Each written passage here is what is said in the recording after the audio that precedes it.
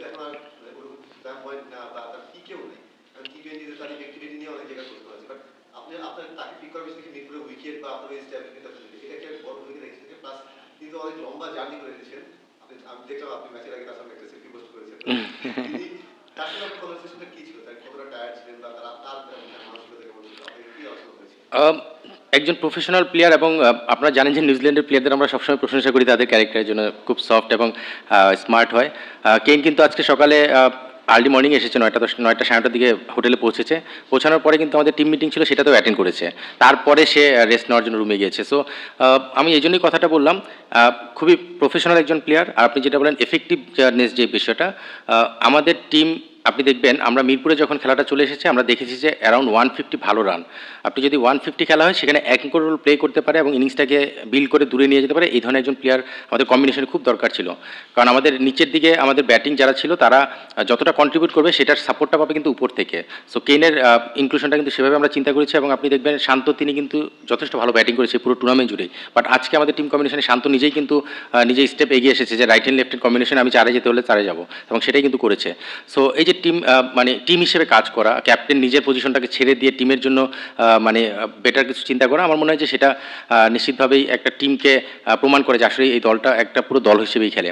আর কেন নিশ্চিতভাবে world class এবং এই ধরনের ক্যারেক্টারই কিন্তু সে শো করেছে আইপিএল বলেন, নিউজিল্যান্ড, প্রতিটা জায়গায়। সো আপনি যেটা পয়েন্ট আউট করেছেন নিশ্চিতভাবেই সেটা অবশ্যই ইম্পর্টেন্ট যে মিরপুরের কন্ডিশন বা অ্যারাউন্ড 150-60 রানে যখন খেলা হয় এই ধরনের একজন ব্যাটসম্যান নিশ্চিতভাবেই সেই দলের স্ট্রেন্থ বাড়ায়।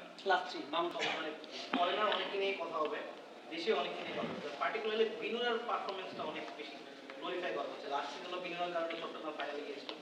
বিনুরাকে পিক করার পিছনে আপনার রিজনটা কি ছিল? এবং সাইলেন্ট হিরোই বলা যায় বিনুরা, ওনাকে গ্লোরিফাই তেমন করা হয় না, মানে ওনাকে কেন পিক করেছিলেন? উনি খুব আত্মবিশ্বাসের বাইরে ডেলিভার করে ফেলেছেন। এটা অবশ্য আমি একাই ক্রেডিট দিব না। এটা আমি যখন টিম করা শুরু করি, হাসান মাহাদি আপনারা জানেন আমাদের টিম অপারেশনস হেড, হাসান মাহাদি ছিল, অমলান আমাদের সঙ্গে কাজ করেছে। আমরা তিনজন টিমটা যখন শুরু করেছি তখন বিদেশি প্লেয়ার ডিরেক্ট সাইনিংয়ের অপশনটা নিয়ে অনেক ওয়ার্কআউট করেছি।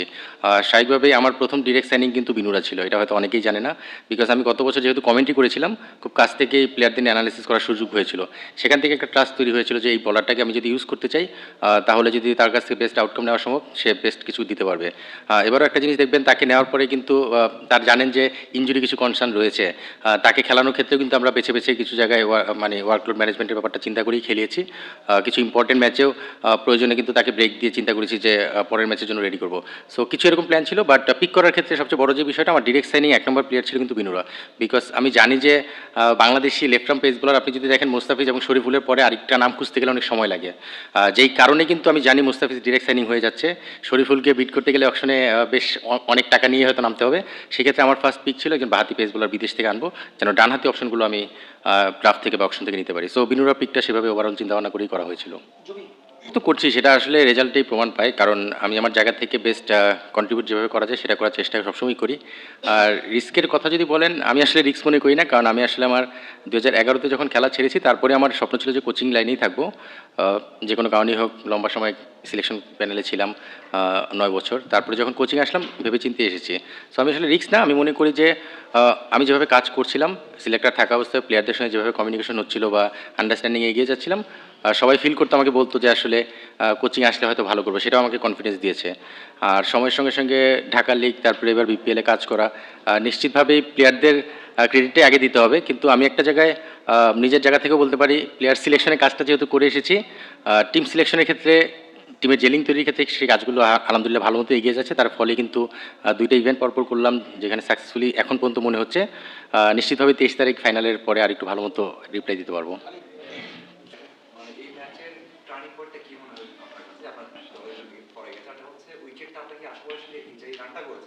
যথেষ্ট ছিল নাকি মানে প্রত্যাশাতে বেশি করেছেন? দেখলাম যে লাস্ট 4 ম্যাচ তো অনেক রয়েছে।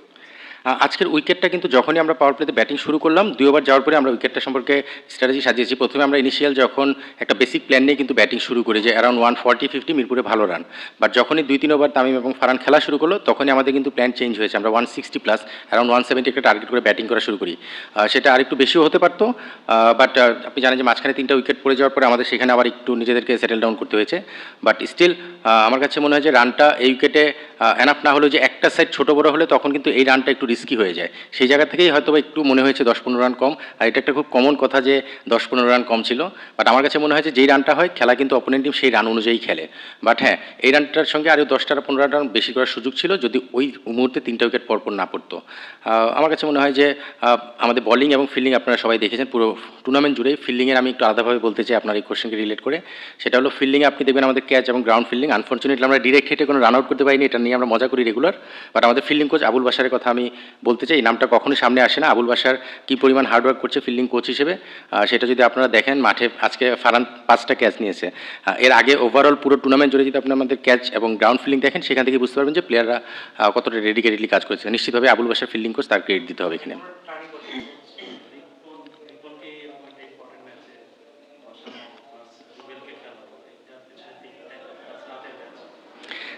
আপনি একটা জিনিস দেখবেন যে আমরা বেশ কিছু ম্যাচে আপনি দেখবেন যে কিছু ভালো পারফর্মার ছিল, তারপরও আমরা তাদেরকে অফ করেছি। আপনি দেখবেন মুরাদ কিন্তু এর আগের ম্যাচটা ভালো করেছে, আকবর জাস্ট একটা ম্যাচ আগেই ভালো করেছে।